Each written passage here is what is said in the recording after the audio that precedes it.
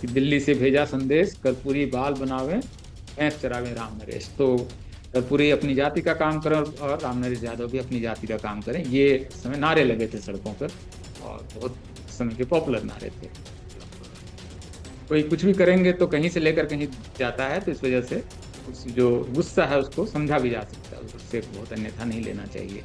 क्योंकि जब लगातार एक वर्चस्व में कोई समाज रहता है तो लगता है कि वो उसका अधिकार बन गया है, तो ये एक समय की समस्या थी। बड़ा फैसला था उनका कि आरक्षण लागू करो, और उन्होंने उसको कर भी दिया।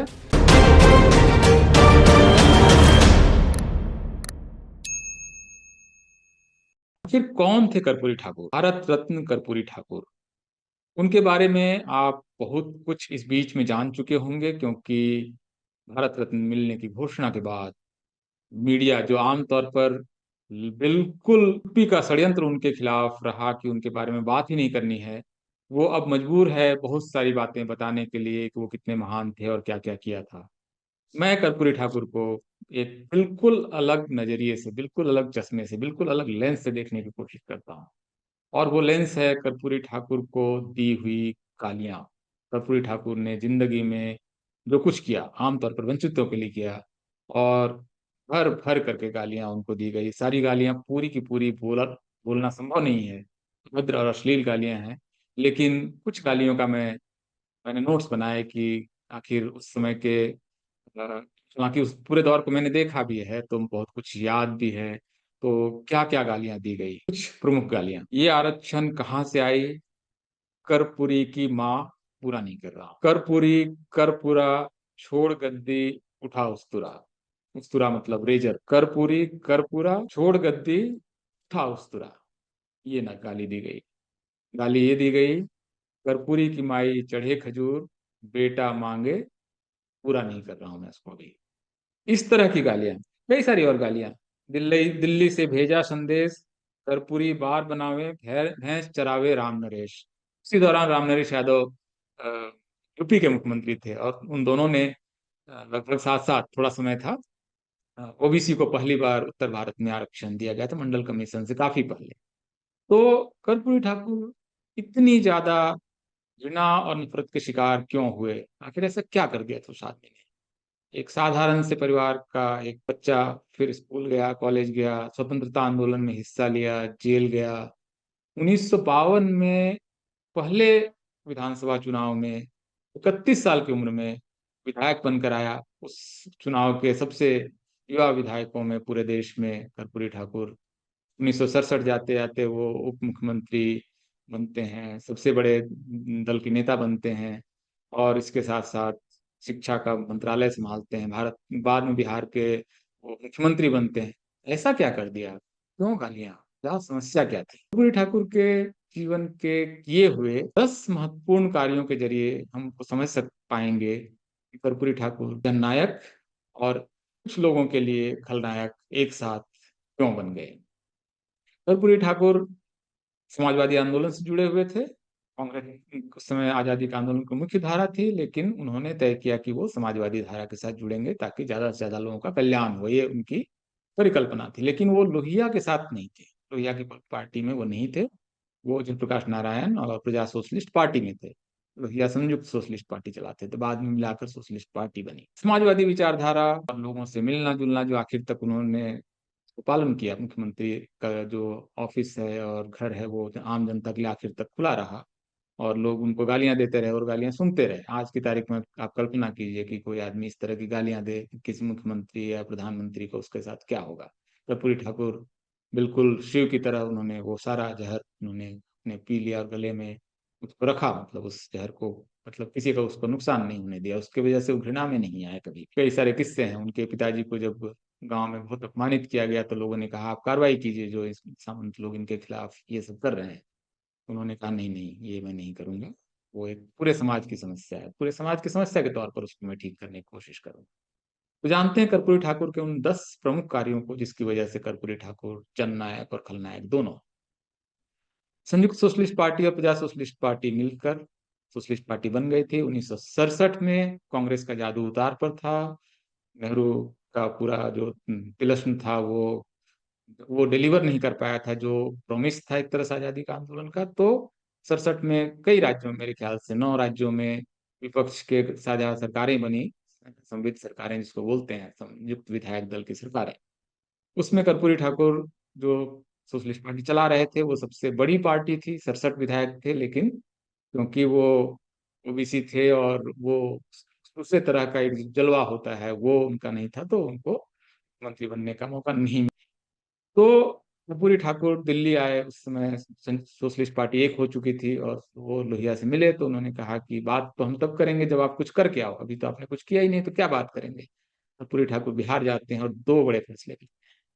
पहला फैसला, और इनके 10 कामों में ये पहला बड़ा फैसला, बिहार में मैट्रिकुलेशन तक यानी 10वीं तक जो भी बच्चा सरकारी स्कूल में जाएगा उसको फीस नहीं देनी पड़ेगी, फ्री एजुकेशन। उत्तर भारत का पहला राज्य। इसका मतलब हुआ कि जो बच्चे फीस नहीं चुकाने की वजह से जिनकी स्कूल छूट जा रहा था, वो सारे बच्चे भी जुड़ने लगे, स्कूल जाने लगे। ये हुआ कर्पूरी ठाकुर की वजह से, और उसका असर आप देखते हैं बिहार में। उसके बाद एक शिक्षा का विस्फोट होता है, क्योंकि गरीबी की वजह से बहुत सारे लोग बच्चों को अपने काम में लगा देते थे और बच्चे पढ़ नहीं पाते। पहला फैसला। दूसरा फैसला बहुत विवादित है, बहुत विवादास्पद है, आज उसको अलग तरीके से देखा जा सकता है। लेकिन उस समय स्थिति ये थी कि महिलाएं आमतौर पर मैट्रिक पास नहीं कर पा रही थी। गरीब परिवारों के बच्चे मैट्रिक पास नहीं कर पा रहे थे, 10वीं पास नहीं कर पा रहे थे, और इसकी सबसे बड़ी वजह थी अंग्रेजी का डर और खौफ, क्योंकि टीचर्स भी अंग्रेजी के नहीं थे अच्छे, और नहीं थे, काफी हद तक नहीं ही थे, गाँव में तो बिल्कुल ही नहीं थे। बच्चे इंग्लिश में फेल हो जाते थे, और एक सब्जेक्ट में फेल मतलब फेल, तो वो 10वीं तक पहुंचते ही नहीं थे। वो कोई 7वीं में, कोई 8वीं में 2 बार फेल हुआ, बाहर हो जाता। उन्होंने एक फैसला किया, नहीं, इंग्लिश में फेल होना फेल नहीं माना जाएगा, ये ऑप्शनल सब्जेक्ट होगा और अंग्रेजी के बगैर पास हो सकता है। तो इसकी वजह से बिहार में एक तरह से बच्चे कॉलेज पहुंचने लगे, बहुत बड़ी संख्या में कॉलेज की जरूरत पड़ने लगी, और वही उसी समय से आप देखेंगे कि बिहार के बच्चे उतना, क्योंकि कॉलेज एक्सपेंशन था नहीं, स्कूल कॉलेज का मिसमैच हुआ, बिहार के बच्चे बाहर जाके पढ़ने लगे, क्योंकि कॉलेज कम थे, पास ही नहीं होते थे बच्चे, मैट्रिक ही नहीं पास हो रहे थे। तो ये जो दो बड़े कदम उन्होंने उठाए, और इसकी वजह से वहां से कर्पूरी ठाकुर को जननायक कहा जाने लगा। हालांकि इंग्लिश एजुकेशन होना चाहिए, नहीं होना चाहिए, आज कोई कहे कि इंग्लिश एजुकेशन नहीं होना चाहिए, वो बिल्कुल ही गलत किस्म का के विचारों का मुख्यमंत्री होगा आज, या शिक्षा मंत्री होगा, आज कोई फैसला करे कि बच्चों को इंग्लिश नहीं पढ़ानी है। लेकिन उस समय उस फैसले का मतलब था। तो ये तो हुआ कर्पूरी ठाकुर के दो बड़े फैसले। कर्पूरी ठाकुर इसके बाद लगातार कुछ और बड़े फैसले करते हैं। उन्होंने फैसला किया कि जिन खेतों से, जहां पर असिंचित खेत है, या पूरे पूरे समय पानी नहीं रहता है, मिलता है, और लाभकारी खेती नहीं है, उनका लगान माफ। लगान माफ, लगान फिल्म से बहुत पहले एक बार लगान माफ हुआ है, और वो कर्पूरी ठाकुर ने किया कि नहीं, कोई लगान नहीं, कोई मालगुजारी नहीं, कोई टैक्स नहीं देना पड़ेगा किसानों को, वो खेती करें और जिए अपना, पेट भरें। ये कर्पूरी ठाकुर का तीसरा बड़ा फैसला था। इसके बाद से तो कर्पूरी ठाकुर बिहार के जननायक बन गए, और उसके बाद से लगातार वो चुनाव भी जीत रहे हैं, और उसके बाद मुख्यमंत्री भी बनते हैं। 77 में उन्होंने दो बड़े फैसले किए। पहला फैसला उन्होंने ये किया कि जो मुंगेरी लाल कमीशन की रिपोर्ट पिछड़े वर्गों के विकास के लिए बनाकर रखी हुई थी, उसको उन्होंने लागू कर दिया। इसका मतलब हुआ कि बिहार में, पूरे उत्तर भारत, पहली बार पिछड़ी जातियों को आरक्षण मिलना शुरू हुआ सरकारी नौकरियों में। और इसकी वजह से पिछड़ी जो जातियों के 50 से 60% आबादी के लोग थे, पहली बार बड़ी संख्या में सरकारी नौकरियों में जाने लगे। उसी के तुरंत बाद यूपी में राम नरेश यादव भी मुख्यमंत्री थे उस समय, उन्होंने भी ये फैसला किया। इसी वजह से कहा जाता है कि, जो मैंने आपको नोट किया मैंने, कि दिल्ली से भेजा संदेश, कर्पूरी बाल बनावे, भैंस चरावे राम नरेश। तो कर्पूरी अपनी जाति का काम करें, और राम नरेश यादव भी अपनी जाति का काम करें, ये उस समय नारे लगे थे सड़कों पर, और बहुत समय के पॉपुलर नारे थे। मतलब कोई कुछ भी करेंगे तो कहीं से लेकर कहीं जाता है, तो इस वजह से उस जो गुस्सा है उसको समझा भी जा सकता है, उस गुस्से को बहुत अन्यथा नहीं लेना चाहिए। क्योंकि जब लगातार एक वर्चस्व में कोई समाज रहता है, तो लगता है कि वो उसका अधिकार बन गया है। तो ये एक उस समय की समस्या थी। बड़ा फैसला था उनका कि आरक्षण लागू करो, और उन्होंने उसको कर भी दिया।